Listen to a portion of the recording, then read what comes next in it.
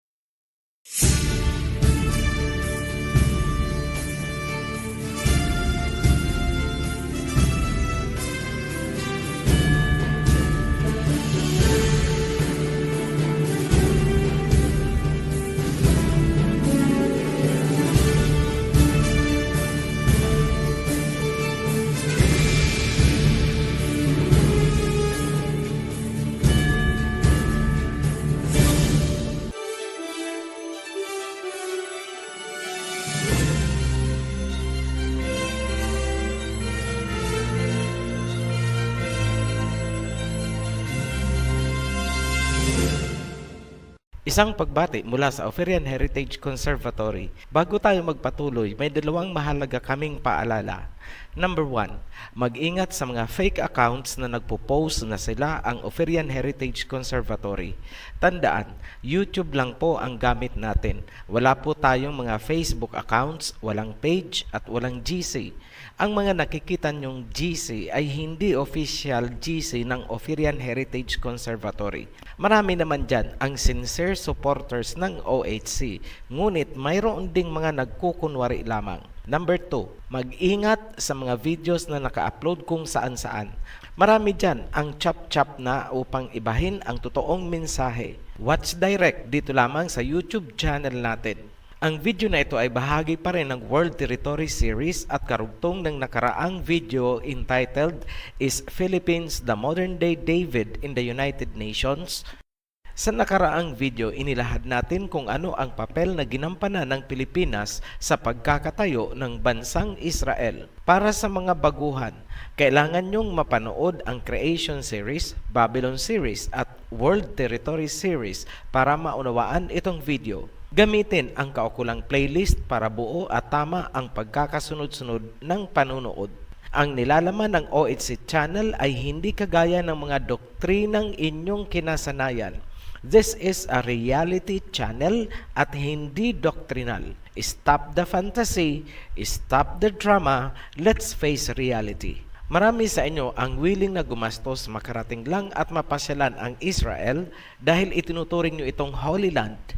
Pero ang tanong, matatagpuan mo pa rin ba ang kabanalan ng Holy Land noon sa Holy Land ng Israel ngayon? Sa nakaraang video, ipinakita namin kung paanong ipinaglaban ng Israel ni Jacob ang kanilang lupain sa loob ng 1,000 taon at paano ito tuluyang nawala sa kanila. Gumuho din ang depensa ng Shemite territory sa western side.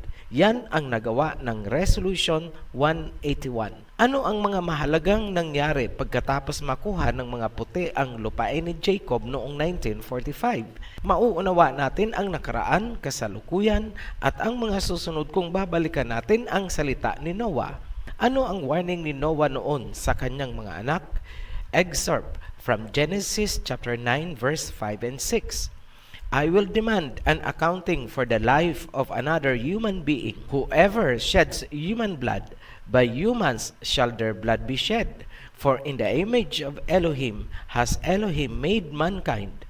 Mas detalyado yan sa Jubilees chapter 7, kung saan ipinakita ang pag-uusap ni Noah at ang kanyang mga anak. Sa verse 26, And we were left, I and you, my sons, and everything that entered with us into the ark. And behold, I see your works before me, that ye do not walk in the righteousness, for in the path of destruction ye have begun to walk. And ye are parting one from another, and are envious of one another. And so it comes that ye are not in harmony, my sons, each with his brother. Mahalagang punto na sinabi ni Noah. Nakikita niyang hindi na namumuhay sa kabutihan ang kanyang mga anak at tinatahak ng mga ito ang daan sa pagkagunaw. Verse 27, For I see, and behold, the demons have begun their seductions against you, and against your children, and now I fear on your behalf, that after my death ye will shed the blood of men upon the earth, and that ye too will be destroyed from the face of the earth. Ito ang salita ni Noah. Ikinatatakot ko na sa aking pagpanaw dadanak ang dugo sa mundo, at kayo ay magugunaw. Verse 28, For whoso sheddeth man's blood, and whoso eateth the blood of any flesh, shall all be destroyed from the earth. Dahil kung sino man ang nagpapadaloy ng dugo at kumakain ng dugo, siya ay sisirain sa mundo. Pasensya na sa mga napanood na at alam na ang ibang bahagi ng aming tatalakayin. Ayaw natin ng redundancy, ngunit kailangang ulitin ang ibang impormasyon para mabuo ang segment na ito. Malinaw nating nakikita na ang family ni Noah ay hindi ideal family from the very beginning. Hindi naman sa tayo ay nagbubuhat ng sariling bangko. Pero ayon mismo sa salita ni Noah, tayong mga Shemites ang kakasihan ng Elohim Abba Yahweh na susulat. Genesis chapter 9 verse 26. He also said, Praise be to Yahweh the Elohim of Shem. May Canaan be the slave of Shem. Ngayon, sinabi ni Noah sa Jubilees na nag-iinggitan ang tatlo niyang anak. Makikita natin yan sa mismong pagsali ng Biblia na ginawa ng lahi ni Japheth. Ganito ang nasusulat sa Biblia ng mga kano.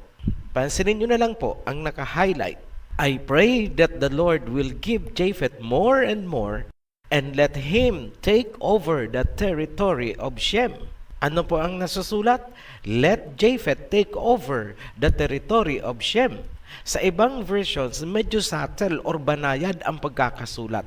Let Japheth dwell in the tent of Shem. Ganun pa man, iisa lang ang ibig sabihin. Sa isang salita, colonize. Ngayon, nagtataka pa ba kayo? Bakit puro colonization ang ginagawa nila? Tingnan nyo na lang ang ginawa ng mga Kastila sa Pilipinas, ang ginawa ng Britanya sa Hong Kong. Obvious, alinsunod sa Biblia na hawak nila. At ngayon, lantara na ang nakasulat, take over the territory of Shem. Yan ang binabasa ng mga kano. Sino ang gumawa ng Bibliyang yan? American Bible Society. At ano ang mother organization ng American Bible Society? United Bible Societies. At sino ang sumusuporta sa United Bible Societies? Ang Pope. Saan sila nagmi-meeting? Sa Rome. For what purpose? Extraordinary Synod of Bishops for Family Evangelization. So makikita mo na ngayon ang kaugnayan o ang paper trail. It goes back to Rome. Mag-isip kayo, integrate nyo na lahat ang ginawa ng mga yan sa mga Shemites. Ang pag-take over ng Britain sa Hong Kong, ang pag-colonize ng mga Kastila sa Pilipinas, ang ginawa ng mga kano sa mga Pilipino. Maraming ninuno natin ang napatay. Huwag magbulag-bulagan. Religion is a branch of politics. Nai-imagine nyo ba kung ano ang mangyayari sa ating mga Shemites kapag nagkaisa ang mga presidente ng mga bansang Japhethites? Sasakupin nila ang teritoryo ni Shem. Ginawa nila noon, gagawin nila ulit yan sa pamamagitan ng iba't ibang strategy sa iba't ibang sektor ng lipunan. Tapos na yan, OHC, huwag mo nang kalkalin, may mapag-usapan lang. Hindi po. Ecclesiastes chapter 1 verse 9. What has been will be again. What has been done will be done again. There is nothing new under the sun. Para sa mga puro pagtuligsa sa OHC ang ginagawa, ito ang itanong namin sa inyo. Kung noong panahon ni Moses, espada ang gamit ng mga tao sa digmaan, ang naibala ngayon ay ang armas. Ganon pa rin ang motibo, inggitan at pananakop ng teritoryo. Tingnan nyo, para kanino ba ang mga pampasabog na iniimbak ng mga Japhethite? Para pasabugin ang sarili nila? Hindi. Nakaumang yan sa mga Shemites. Sinabi ni Noah, dahil sa inggitan at katiwalian, dadanak ang dugo. Espada noon, pampasabog ngayon.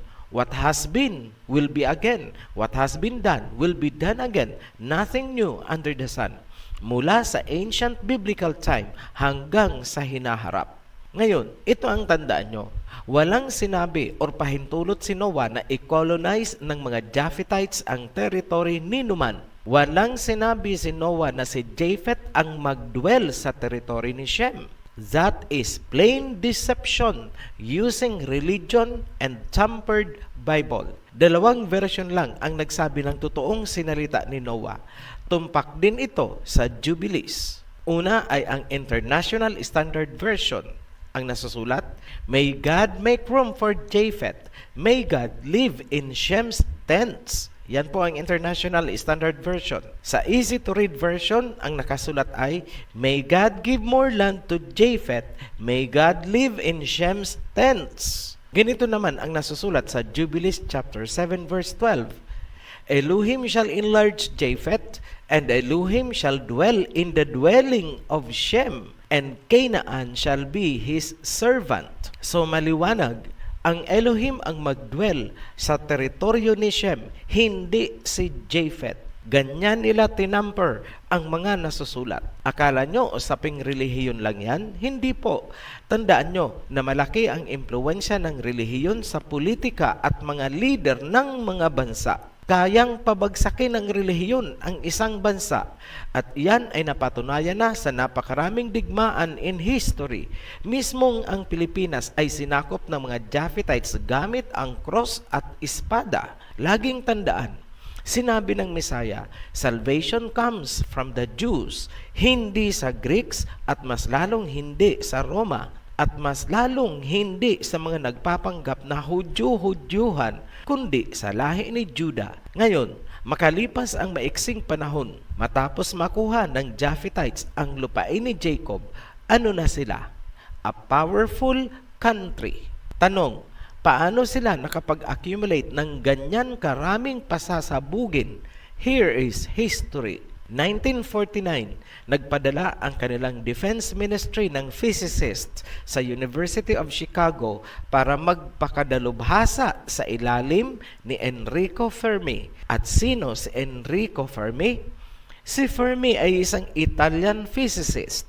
Siya rin ang unang gumawa ng unang reactor sa mundo. Is he a European? Yes, European. 1951 onwards, nagtandem ang mga Israeli at French scientists upang mag-research tungkol sa mga pampasabog.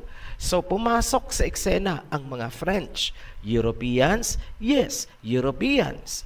1956 hanggang 1965, tinayuan ng France ang Israel ng mas malaking planta sa paggawa ng pampasabog. Ang pretext ay para hindi na raw maulit ang ginawa ni Bigote ng Germany at para may panglaban ang Israel sa mga kaaway sa Middle East. October 3, 1957, napagkasunduan ng France at Israel ang pagtatayo ng mas malaking reaktor. Ang nilalaman ng kasunduan ay sikreto o highly classified.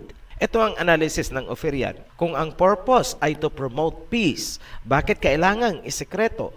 Ang project ay isinagawa ng hundreds of French engineers and technicians and thousands of Sephardic laborers.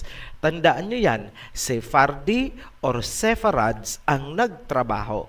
Lilinawin namin bandang huli kung sino yan.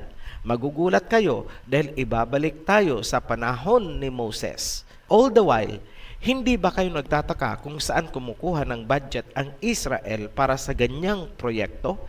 Hindi ba't katatayo lang ng bansa nila noong 1945? And barely 10 years, nakapagtayo agad ng ganitong project na mayayaman at malalaking bansa lamang ang nakaka-afford. The report is mga donors mula sa US ang nag-finance ng project. Sino ang mga wealthy people sa Amerika at Europe na may kakayahan? These are the wealthiest Jewish bankers. Tandaan nyo, hindi yan mga ordinaryong bankers. Matapos ang isang phase ng project, nagkaroon ng hindi pagkakasundo ang France at Israel. We believe yan ay exit drama lamang. Tapos na kasi ang role ng France sa pag-create ng project. Panahon na para siya ay umexit upang pumasok na ang magpapatuloy ng project. Ngayon, on the spring and summer of 1963, nagkaroon ng hindi pagkakasundo sa pagitan ni Kennedy ng US at Ben-Gurion ng Israel. Tutol si Kennedy sa project ng Israel, yung paggawa ng mga pampasabog. Mga close officials lang ang nakabatid ng totoong severity ng disagreement ng dalawa. We believe totoo itong pagkontra ni Kennedy sa project ng Israel. Habang nasa kainitan ang sitwasyon, nag-resign si Ben-Gurion bilang Prime Minister ng Israel. Ang liham na ipinadala ni Kennedy ay natanggap ni Levi Eshkol na pumalit kay Ben-Gurion. Nakalagay sa liham na maaaring malagay sa alanganin ang US-Israel relations kung hindi papayag ang Israel na magsagawa ang US ng inspection sa ginagawang pagawaan ng pampasabog. Ngunit tandaan nyo, malaki na ang ginastos ng mga donors para sa project. Hindi alam ni Kennedy ang kanyang binabangga. Pansinin nyo na lang ang mga timeline. Spring to summer, naganap ang mainitang hidwaan. November 22, pinatay si Kennedy. Pareho sila ng sitwasyon ni Lincoln. Ito ang sinabi ni Lincoln bago siya namatay. In 1865, President Lincoln states, "I have two great enemies, the Southern Army in the front of me and the financial institutions in the rear. Of the two, the one in the rear is my greatest foe." In the same year, on April 14, si Lincoln ay pinatay din. Hindi na kami magbibigay ng additional information kung sino or anong klaseng pamilya ang parehong nasagasaan ni Lincoln at Kennedy bago sila pinaslang. Just a clue, ang angkan nito ang humahawak sa banking industry sa buong mundo. Dahil sa pagpanaw ni Kennedy, hindi na naipatupad ang ginawa niyang restrictions para sa Israel. Malayang naipagpatuloy ng Israel ang pag-imbak ng iba't ibang klaseng pampasabog. Ang mga raw materials na kailangan nila ay isinusupply ng Britain at Norway. Mga Europeans, yes. Ngayon, bakit Britain ang tumulong sa Israel? Simple lang, may kimkim na galit ang mga Briton sa Iran noong pinaalis sila sa pag-extract ng langis. Natalakay na natin yan sa isang video last year. As of 2015, ang Israel ay mayroong 200 na pampasabog na nakatutok sa Tehran, Iran, isang Shemite territory. Mahalagang dapat pansinin, ang Israel ay tumangging magpasakop sa Non-Proliferation Treaty ukol sa mga armas na pampasabog. Pero nakapagtataka, bakit hindi sila pinapatawan ng sanctions? Bakit ang Iran ay pinagkaisahan ng mga bansa na patawan ng kung ano-anong economic at political sanctions, tapos ang Israel ay malaya? Hindi ba kayo nakakahalata? Madali mong mababatid ang malalim na rason at mga unspoken motives kung mauunawaan mo ang world territories at ang Table of Nations. Ang Iran ay Shemites at ang modern-day Israel ay Japhetites. Ganun lang kasimple. Ang mga nakikita nyong balitaktakan ng mga European nations ay mga palabas lamang. Kunwari ito, Germany rebukes Israel. Kunwari lang pinagalitan. Kunwari nagsasampalan. Pero sa backstage, behind the curtain, nagbibeso-beso at nagyayakapan. Magpakatotoo tayo. The bottom line, Ang modern-day Israel ay pamilya ng European Union, one happy family. Going back to the biblical times sa Genesis, ang Iran ang naging tirahan ni Shem noong inukupan ni Canaan ang lupain ng present-day Israel at Nimrod naman ay inukupa ang Mesopotamia or modern-day Iraq. We believe na ang Iran ang sentro ng Shemites mula sa panahon ni Noah. Kumbaga, yan ang bayang sinilangan ng Shemite civilization after the flood. Dapat pa bang pagtakhan kung maging intense ang hidwaan ng Iran at Israel in the near future? Hindi mabubura ang history sa mga Iranians kung sino sila. Yan ang nagpasalin-salin hanggang sa present-day generations. Hindi rin mawawala sa isip nila kung sino talaga ang dapat na nakatira sa lupain na inukupan ng modern-day Israel. Alam ng Shemites sa Middle East na itong mga puti ay mga strangers. Hinding-hindi magkakaroon ng kapayapaan ang gitnang silangan. Ang focal point ay ang lupain ni Jacob. Yan ang pinakabuod ng pandaigdigang kaguluhan. It all traces back to the time of Noah. Ngayon, based on factual events na ating tiningnan across history, kitang-kita na ang modern-day Israel ay isang bansa na binuo o itinayo sa pamamagitan ng relihiyon. Hindi sila descendants ni Jacob, kundi mga Europeans na bumuo ng Jewish religion at inukupa ang Shemite territory gamit ang relihiyon na yon. At ngayon, ang kanilang mga armas ay nakaumang sa mga Shemites.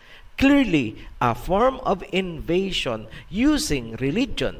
Pilipinas ang nag-iisang bansa sa Shemite territory na tumulong para makapasok ang mga yan sa territory ng Shemites. Kung natatandaan pa, sinabi natin sa nakaraang video na may lahi si Canaan na napunta sa Europe at humalo sa mga Japhetites. Katunayan, ang ancient Gadir or Spain sa modern day ay itinayo ng mga Phoenicians or Canaanites. Nawala na ba ang mga Canaanites? Hindi. Nagpalit lang ng term o pangalan.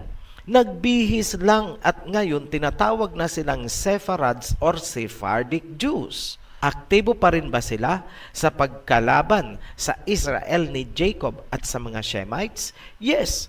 Katunayan, libo-libong Sephards mula sa Spain ang nagtrabaho upang itayo ang plantang pagawaan ng ipapasabog sa mga Shemites. Mga descendants ng Canaanites yun. Ang mga trabahador na Sephards ay pinangunahan ng mga scientists at engineers ng France. Ngayon, tingnan sa world territories kung saang region ang Spain at France. Gog region, dyan sila galing.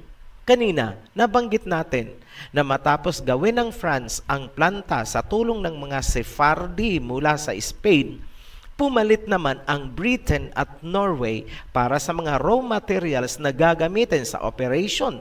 Anong region ang pinanggalingan ng Britain at Norway?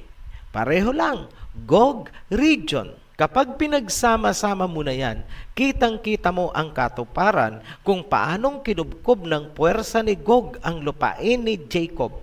Ngayon, talking again about Spain, di ba sila din ang lumusob at sumakop sa atin? Kung natuto lang sana ang Pilipinas na huwag maniwala sa manipulasyon ng mga puti, hindi sana magkakaroon ng pagawaan ng pampasabog na gagamitin sa lahi nating mga Shemites. Dahil sa pag-angkin ng European Israel sa lupain ni Jacob, nahaharap din sila ngayon sa isang malaking hamon. Yan ang pagtatayo ng Third Temple. Umentra na ang bansang Magog. Sinimula na nila sa paglilipat ng kanilang embahada papuntang Jerusalem.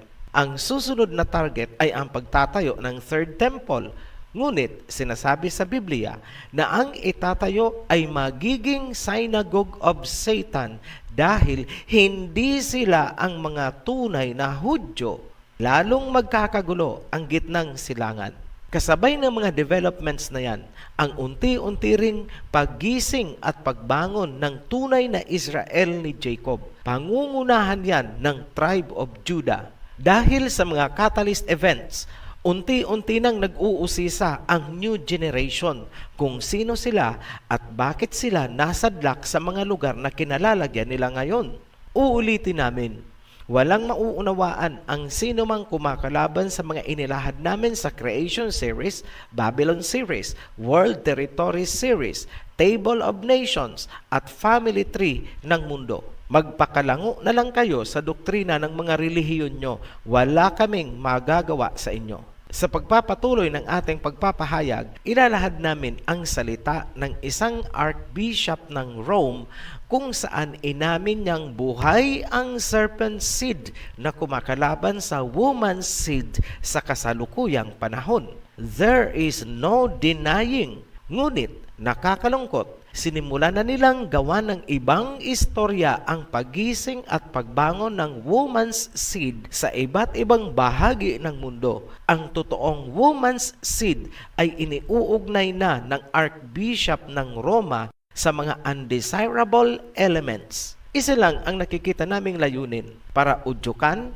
o impluwensyahan ang mga heads of state, mga pangulo ng bansa na i-persecute ang woman's seed. Muling napapatunayan na ang relihiyon ay gagamitin upang impluwensyahan ang political decision-making ng mga bansa.